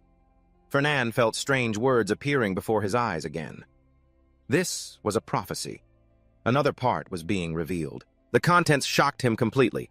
What is this? The sky was red as blood, a thick, suffocating, poisonous gas, a terrifying demon as if heralding the apocalypse was targeting Ian Amiri. Then the resilient back of a brave knight stood in front of him. Fernan felt the story had changed. The words of the prophecy appeared again. "Senior, what are you doing? Ian Amiri, you asked me once, didn't you? You asked me to be your knight." "I refused back then, but not anymore. Now I know who you are, and I know what you're fighting for. This is my destiny. A knight is the sword that strikes down their master's enemies, and also the shield that protects them." Luina charged towards the demon Ensomalis. A brilliant blue aura surrounded her. Fernan wondered, what the details of the story have changed again. The scene changed. Luina was lying in a hospital bed covered in wounds. Ian held her hand tightly. "Thank heavens. I'm so glad you're okay. You're in the hospital, Senior. Please listen to me and don't misunderstand." Ian's eyes burned with intensity as he looked at Luina. "The bastards who want to drag you and the entire Berchep family down, they're the Barenbachs, aren't they? Those rotten rich folks." Fernan cursed. "Damn it! How dare you talk about a senior like that? You little brat!" Suddenly someone called his name loudly. "Fernan!" He jolted awake. So it was just a dream. Luina asked worriedly, "Are you okay?" "You suddenly fainted. How are you feeling now?" Fernan sat up and replied, "I'm fine, really." "Did I faint?" Professor Rosalia advised Fernan. "Perhaps you should go to the infirmary. You may have overexerted yourself with an ability you're not familiar with." I remember him looking worried. But that was the moment A in Amian began to see me as his enemy. I still recall the pained look on his face, along with his resentful words, "Damn those rotten rich kids." He really is a hopeless romantic. But why do I have another prophecy? It's all about Luina. Is it showing me what's about to happen? If that's the case, then the name that appeared in the prophecy, Enzo Malos, one of the 72 demons? Is he really going to descend upon this world? And in the near future, class ended, and an exhausted Feinan walked out of the school gates. Hai was already waiting by the carriage. He said cheerfully, "Well done, young master. I heard you took first place." As Feinan climbed into the carriage, he replied, "I used up a ton of energy. I'm dead tired." Hai said, "You should get some sleep. I'll wake you when we arrive at Labrador Hall." The carriage quickly departed. Feinan couldn't sleep. He was lost in thought about the figure named Enzo Malos, ranked 72nd among the 72 demons. Black hair and black eyes, human in form with a snake coiled around his right arm. Even after searching through every book, this is all the information I could find. Well, the war with the demons was 1,000 years ago, so it's understandable that there's no information left. But in this day and age, the existence of demons is considered a myth. 1,000 years ago, they were completely annihilated by the first emperor, and they haven't appeared in this world since. Besides, even without any information, Ain could handle it all, so it's not too worrying. However, the problem is, Luina will be severely injured in the battle with Enzo Malos. Fanon hesitated, wondering if he should tell her. No. Even if I told her, would she believe me? I tried to bring it up once before. That day, after a class ended, Luina asked, "Feinan, are you really okay?" "Yes," he replied. "I'm fine. More importantly, Luina, do you believe in the existence of demons?" The girl looked surprised. "Why are you suddenly asking about something as weird as demons?"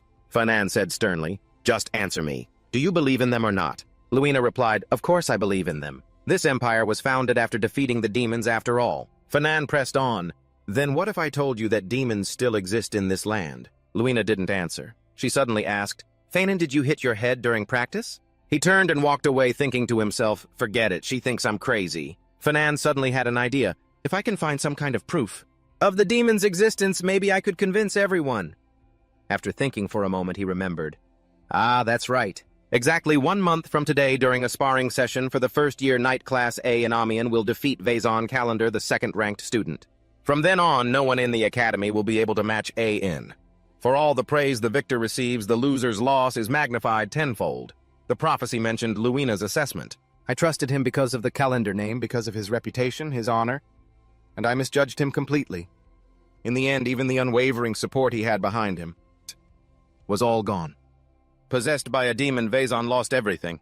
His hatred for A and Amiens began to smolder, and it was through that crack that a demon slipped in." Feinan confirmed, "This is the first time a demon appears, even if indirectly. If I can use this event, then it will be much easier to convince people and get their help. And then I'll have clear proof. I can use that as a foundation to expand my plans. The problem is, I don't know when, or where, or how he'll be possessed." Thinking about this, Feinan grew frustrated. Why didn't this part of the vision show itself to me when the time comes? Will it appear on its own, or do I have to meet some condition? What a pain. In his dorm room, A.N. read the news. The front page reported an incident during the joint class for second-year knights and mages. Could it be that Fanon Bellenbach has been hiding his true strength? Luina Broshep and Feinan Bellenbach. How did those two ever become a pair? He exclaimed, "Truly worthy of the Bellenbach name." Gott remarked, "No matter what, Broshep is still Broshep. Even if they've lost their military power, it's thanks to the Brosheps that the flashy Bellenbach name is finally taking action." A.N. smiled. "You seem to quite like the Broshep family, don't you? Even as you hate the Bellenbachs." Gott scowled and snapped, "Don't you dare compare those two families. The only knights who could stand alongside me and the former emperor on the battlefield were from the Broshep family. Of course, these days people praise the Bellenbachs more. Times have changed." "Old general," he replied. "That's why this is a degenerate age. If it weren't for their war treasury during the 1,000-Year War, I would have never gotten involved with those new nobles." An idea just flashed in Gatner's mind. "That's right, Ango asked that kid for some money. Your gear is looking all tattered. Ain was a little confused. What that's so sudden?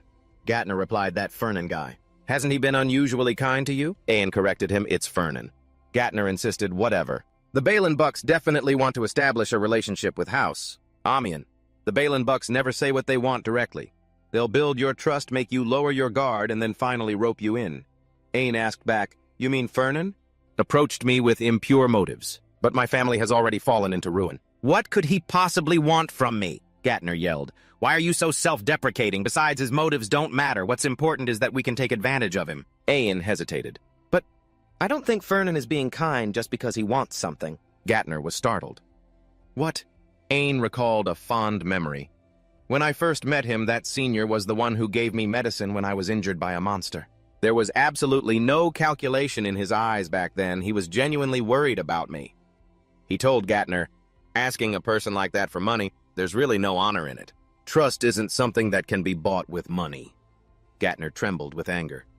You are such an infuriating child. Even the late emperor used to say that having a wealthy sponsor backing you is incredibly reassuring, you know. Don't tell me you're siding with him just because he treated you to one meal. As he spoke, he threw himself into kneading the dough, forcing Ain to block the splatters with a newspaper.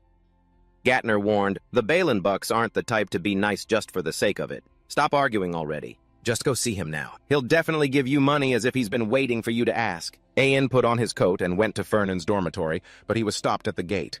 Ain felt a little awkward. Can't I see him now? The attendant explained, young Master Fernan is very busy managing his family's merchant guild while also attending his studies. It's difficult to arrange a time without a prior appointment. Ain said, if that's the case? Could you please inform him that it is not just any guest but Ein Amian who has come in person? A moment later, the attendant reported back. I told him that the young master from the house of Amian has arrived, but he says he's busy at the moment and asks that you please leave. Ain was bewildered. Is that so? I understand. He left quickly. Ain said to Gatner, you said he'd give me money as if he were waiting for me. He's so busy and I just went and bothered him. Gatner replied, that's not right. This is too strange. Fernan Balin Buck would never react like this. Fernan stood on a balcony above, looking down. How surprising. I thought this bait wouldn't be tempting enough. I never expected him to initiate contact so soon. The attendant opened the door and entered the room. He said, as you instructed, sir, I have sent Ein Amian away. Fernan replied, good work. The attendant asked, but you've been monitoring Ein Amian so closely. Why let him go so easily, especially after you went to check his class schedule? Fernan explained, for him to come find me this quickly is indeed a bit strange. Many people seek out the house of Balin Buck, but all of their motives are the same. Perhaps Ain is no different. But that's precisely what I find so strange. He's not the type to easily ask others for help. I have a feeling he didn't really want to come this time. Once I'm certain he has placed his trust in me, it won't be too late to lure him in. The attendant looked confused. Do you really need to go to such lengths? For the descendant of a fallen imperial house. Fernan picked up his teacup, took a sip, and then said, Ain possesses outstanding qualities. If I can get him completely on my side, he will surely be a very valuable asset. The attendant picked up the teapot and refilled the cup. But if you just let him go like that, won't you lose your chance? Fernan mused. Of course, I'll leave an opening for him. He ordered the attendant, go to the main family's warehouse and bring all of the elixirs here for Ain. The attendant was shocked. What? The elixirs in the Duke's warehouse are all extremely precious and expensive items. If you give him something that valuable, and it has no effect, the loss will be enormous, Fernan said. Then I'll simply have to give him something even more expensive. In this world, there is nothing that can't be bought with money. If you haven't been able to buy it, it just means you haven't offered enough money. Scene changed to the Debesta dormitory area too. Someone brings something for Ain. After he leaves, Gator asks, did you meet the steward from House Bellenbark? What about it? Did he come to apologize for not letting you in? He replied, no. He just left this box and a note and then he was gone. Gator examined it for a moment, then said, an apology letter. For someone from House Bellenbark, I'd say that's pretty conscientious of them. Let me see what he wrote. Ha ha ha, this is a divine elixir I prepared just for you. Please accept it. Signed, Senior Farron. After reading, Gator exploded. What the... This bastard ends every sentence with senior. Is he implying that a senior ranks even higher than the royal family? Ain mumbled, it's fine. He opened the box. Ain's eyes suddenly went wide. This is... Gator quickly leaned in closer. What is it? Is something wrong? He was stunned.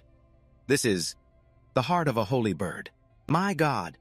The holy bird is a divine creature that represents light, an elixir extracted from its heart. This is the perfect kind. To synergize with the Amon family's light swordsmanship. Gator laughed gleefully. That Farron fellow really is arrogant to the bone. See, you didn't get any money. But in the end, it was worth it for you to go see him, wasn't it? Ayn was deeply moved. Senior Farron, I never imagined you would value someone as useless as me this much. But I must work even harder so as not to disappoint my senior's expectations. Seeing him so emotional, Gator reminded him, Hey, you idiot, it's not what you think. The next morning, Farron sat on a chair reading a report. He asked, So what are the results? Hai reported, Ainaman has defeated Vaison Calendar. Calendar's sword technique was slightly superior, but Amon's spiritual energy was completely overwhelming. Farron just replied nonchalantly, Oh, is that so? He thought to himself, but the prophecy said he would win by a narrow margin. Could it be that Ain Kid already used the elixir? Hai guessed. Perhaps it was thanks to the elixir you gave him, sir. Farron whistled. It probably had some effect. The man asked again. So you mean even without the elixir? Amon could still have won. Farron turned the page of the report and gave an ambiguous answer. Who can say for sure? He thought to himself, but just as the prophecy foretold. Ain defeated Vaison, and soon Vaison will be possessed by a demon. This is the perfect opportunity to find proof that demons still exist. He instructed Hai, for now continue to monitor Vaison. Calendar? He was a bit surprised. Vaison calendar, meaning we're not monitoring Amon. Farron said, correct. Follow the places Vaison goes. I want to find out how the demon seduces him, the people he interacts with, and their conversations. Hai was confused. Calendar, not Amon. Farron was curious. A demon that disappeared for 1,000 years has suddenly reappeared in this world. How? I want to know everything. Detailed information about Vaison was continuously reported, starting with the smallest actions. Vaison woke up in the middle of the night to use the bathroom. Afterwards, he went to get his hair done at the Platinum Salon. Vaison exchanged his sword in the city, then clutched his stomach and ran straight to the bathroom. Vaison was practicing at the training grounds, then clutched his stomach and ran to the bathroom again. Farron was taking his midterm exam. The subject was Introduction to Spatial Magic. On the board, a large sign read, Use of textbooks permitted. Anti-cheating magic is always active. He finished the test very quickly. While his classmates were still scratching their heads, he thought, It's been 2 weeks since I started monitoring Vaison, but the scary thing is absolutely nothing has happened. But this isn't right at all. That evening, Farron sat on his bed reading the activity report on Vaison. Something major should have happened by now. But why is this guy always running off to the bathroom? Is that kid Hai slacking off? Or was the part of the prophecy about Vaison being possessed wrong? He took a pen and jotted down the main points. Vaison the toilet addict, irritable bowel syndrome, stress, obviously caused by Ain. Farron speculated, if the most important part of the prophecy about the demon is wrong, then I might have to reconsider this prophecy's reliability. After his defeat to Ain Vaison, who always gritted his teeth in anger, finally met Ain again during the midterm exam. Vaison charged straight at Ain. The outcome of that match was already decided. One who had already been defeated by Ain could not turn the tables. Ain wasn't careless. Furthermore, he had Gadarin Fafanfan, the best professor, by his side. Ain left Gadarin by me, the fallen Vaison, behind him, completely unaware that demonic energy had begun to creep into Vaison's body and mind, slowly consuming him. A jolt ran through his head. Farron sat up with a start. He looked around and wondered, What the? It's morning already, I must have fallen asleep. Farron held his forehead and sighed. Now I'm even dreaming about the prophecy. He got out of bed, thinking to himself, but at least I now know the exact moment Vaison gets possessed. It's after he loses to Ain again in the exam. The midterm, Farron mumbled. The date for the first-year swordsmanship department's practical midterm exam isn't that today? Damn it, the prophecy says Ain fights him during the exam. From the very beginning, Vaison charges at Ain, but the outcome is already set, defeating a seemingly impossible opponent. Ain didn't win by a fluke. He has Gadarin Fafazan as his instructor. It all makes perfect sense now. Zwei opened the door, entered the room, and asked in surprise, Young master, you're up early? You should have some breakfast, sir. Fuang An was standing by his desk, examining his weapons. When he didn't answer, Zwei repeated, Young master, what are you planning to do now? Fuang An suddenly said, Oh, Zwei, perfect timing. I'm planning to go observe the first-year night department's midterm exam. I need an escort, so come with me. Zwei replied, I've been summoned back to the Duke's manor. I have to head back there soon. He muttered, damn it, why today of all days?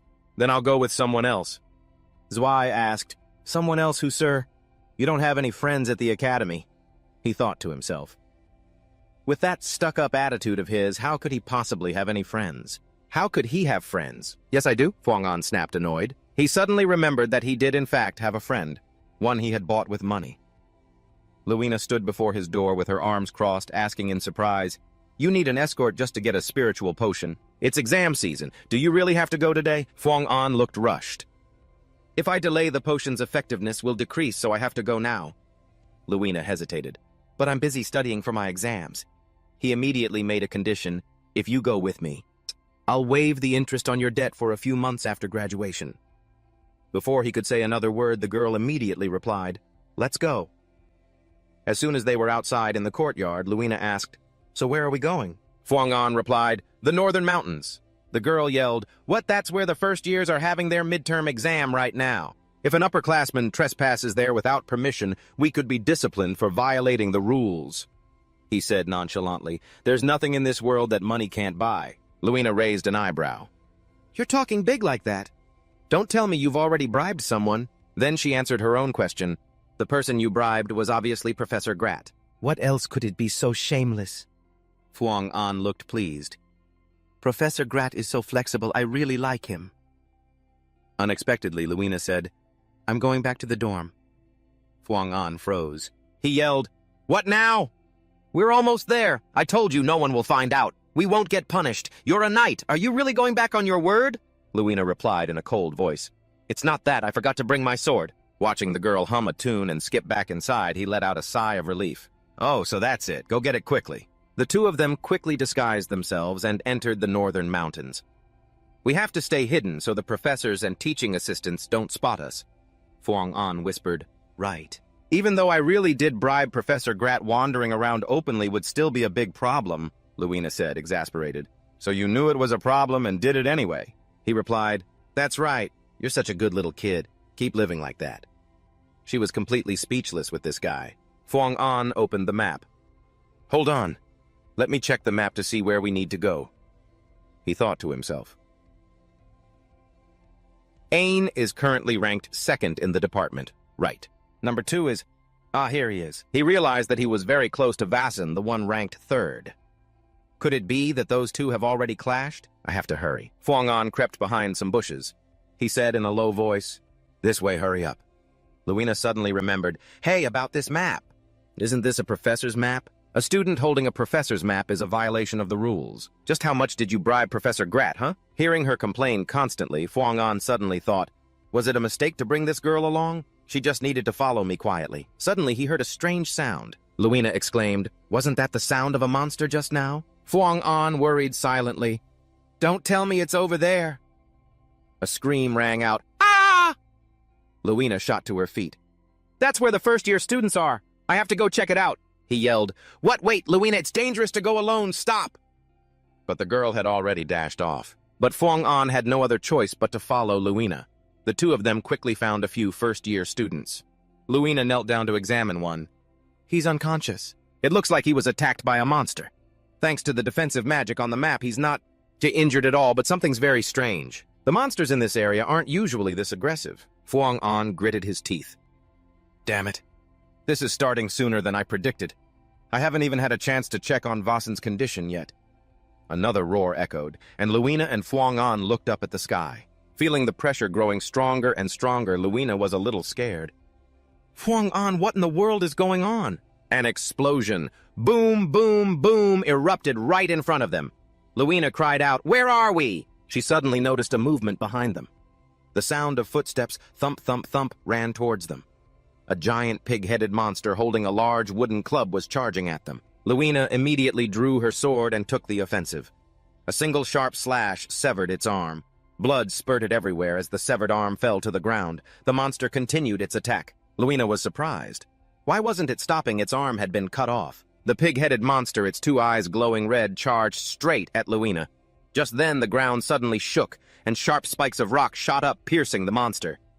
Funan was still casting his spell. The earth beneath continued to form into sharp drills. The magic staff in his hand glowed brightly as Funan launched them straight at the pig-headed monster. Thwack, thwack, thwack! A volley of projectiles embedded themselves in its back. Luina jumped to one side to dodge the attack. She kicked off a large tree trunk as the pig-headed monster immediately gave chase. Luina leaped high into the air as the monster's giant body crashed forward, sending a tree trunk crashing down. Luina landed on the ground next to Funan. She asked frantically, "What in the world is that thing?" He replied, "It's called a berserker. It doesn't feel pain anymore." Berserker monsters are on a completely different level than normal ones. They're obsessed with killing every living thing they see. The only way to kill them is to chop off their heads, Luina asked. But why did the monster suddenly go berserk like that? Funan remembered the prophecy mentioning monsters across the land going wild because of a demon. But while the professors and teaching assistants were busy dealing with the sudden anomaly, Vaesen had used the demonic power he'd obtained to attack Ain. And Ain, pushed to his absolute limit, finally awakened. But it's just like in the plays. Whenever the main character is in a crisis, all the other problems seem to pile on at once. And now, it's exactly the same. Thinking this, Funan couldn't help but smile. Seeing this, Luina snapped, "I asked you why the monster went berserk. Why are you smiling? Do you find this funny? Is this situation amusing to you?" Funan raised his magic staff. He began to cast a spell and said softly, "Luina, for now, let's just focus on taking down this persistent pest." She thought to herself, he definitely knows something. The map floating in the air slowly vanished. Vaesen, kneeling on the ground, muttered, "Again, you again, Ein Amian." Ein stood before him, his hand firmly on the hilt of his sword. He turned to leave, but Vaesen suddenly spoke. "You think this is over? It's not." "No," Ein asserted. "It's over. The match is decided. The loser is you, Vaesen. You've lost." Hearing these words, Vaesen was deeply shaken. "I have to win. I have to win." He remembered the look on Lu's face when he'd said, "Sorry if my expectations were a bit too high." "There's no need to apologize." Vaesen was tormented. "I've failed the prince's expectations. I have to win. I have to win. The head of House Calendar will surely mock me. Letting that pathetic whelp get the better of you," Vaesen lamented. "I've failed my family's expectations as well. If I lose this, I could lose my position as the heir." At this point, only one phrase repeated in his mind: "I must win. I must win. I must win." He clenched his hands into fists. Large veins bulged on his skin, twitching uncontrollably. Vaesen told himself, "I have to defeat him." Using the last of his strength, Vaesen charged forward, screaming, "Stop right there, Ein Amian!" Ain watched him with a look of pure confidence. But by now, Vazen's aura was just a faint flicker. Ain coldly unleashed a flurry of strikes. The flash of his blade drew straight, sharp lines across the air, and Vaesen fell to the ground. He lay motionless. Gashner snapped, "Why is it that every time he sees you, that guy charges in like he has a death wish? He's so weak, yet he can't even accept defeat. He's a coward, a disgrace to the spirit of a knight." "Kill him," Ain replied. "I can't." Gashner raged. "If you let him live, he'll disgrace the honor of all knights." Ain explained, "This isn't a real battle. It's just an exam. Please say something that makes a little sense. If I leave him here, a teaching assistant will come and get him soon." Back to Luina and Funan's fight with the berserker. The two of them had taken it down without much trouble. He felt that it wasn't actually that strong. Luina thought for a moment, then made a suggestion to Funan. "I think we should give up on the spiritual herb. Let's leave this to the professors and the TAs and get out of here." He answered casually, "We can't. I'm not giving up. I'll just have to break through that swarm of monsters and head west." Seeing how reckless Funan was, she shouted, "Are you completely out of your mind?" Pulling his cloak tight, he said, "Out of my mind, you're the one who just took down one of those berserk monsters. You should know by now. They might be persistent, but they're not impossible to kill." Luina suddenly asked, "Did you somehow predict this was going to happen? Is that why you said you needed an escort?" He was a little flustered, but still answered firmly no. How could I have possibly predicted this? But she was still worried. "It doesn't matter. Either way, this feels wrong. Is some spiritual herb really more important than our lives?" To her surprise, Funan replied without hesitation, "Of course it is. The spiritual herb is more important than my life." And with that, he took off running. Luina flew into a rage. "That Funan, he's insane!" But she immediately ran after him, unable to let him go alone. The two of them reached a clearing in the forest. Luina asked, "Is this it? Is this where the spiritual herb is?" "Yeah," Funan replied. He scanned the area for a moment and thought to himself, damn it. It looks like the fight with Ain is already over. I'm too late. Luina spotted someone lying motionless on the ground and called out to Funan. Hey, someone's unconscious over there. He quickly warned her, Luina, wait, don't get any closer. But Luina didn't listen. She walked over and turned the young man over. Seeing the familiar face, Luina was a little surprised. Huh, Vazon Calendar. I remember him being quite strong. Who could have done this to him? She checks his pulse and says, looks like he passed out during a fight. We have to help him up. Come on, give me a hand. Fanan refuses. No way. Get away from Vazon now. Luina looks at him frustrated and says, get away. Are you saying we should just leave him here? What if some rampaging monster stumbles upon him? The least we could do is pull him somewhere safe. Just then, Vazon slowly gets to his feet. Luina quickly senses that something is wrong. She immediately takes a few steps back, her face filled with horror. What is this? This energy? Vazon's eyes had become soulless, his pupils radiating a strange, chillingly sinister aura. Luina cries out, I've never felt any kind of energy like this. Vazon Calendar. No. Is that really Calendar? Fanan replies, it's demonic energy. Luina is stunned. Huh, demonic energy. You mean, like the dark aura that demons emit? He confirms that's right, Vazon Calendar. That bastard's been possessed by a demon. The two of them stare at Vazon. He really isn't human anymore. Fanan thinks to himself, something feels wrong. According to the prophecy, Vazon was supposed to attack Ain right after being possessed. But it looks like his target has changed. Luina suddenly asks, are you telling me a demon has taken over Calendar's body and returned to this world? How could you possibly know that? He doesn't seem to hear her.